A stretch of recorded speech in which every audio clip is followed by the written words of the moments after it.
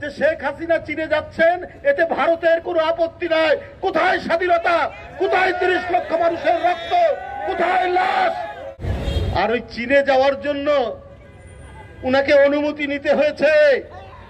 সালাম ভাই এখানে বলেছেন যে আজকে যে আধিপত্যবাদের মুখে পড়েছে সেখান থেকে উদ্ধার পেতে হবে।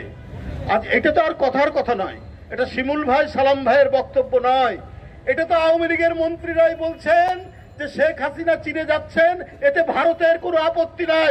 কোথায় স্বাধীনতা? কোথায় 30 লক্ষ মানুষের রক্ত? কোথায় লাশ? কোথায় 2 লক্ষ? কোথায় 2 লক্ষ মা বোনের যে নির্যাতন, তার বিনিময়ে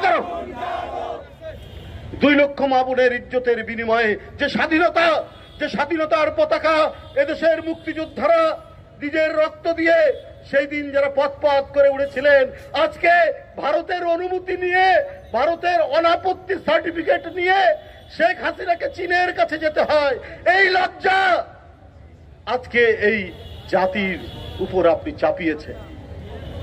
এই কাজ বেগম খালেদা জিয়া করেননি, 2 বার প্রধানমন্ত্রী।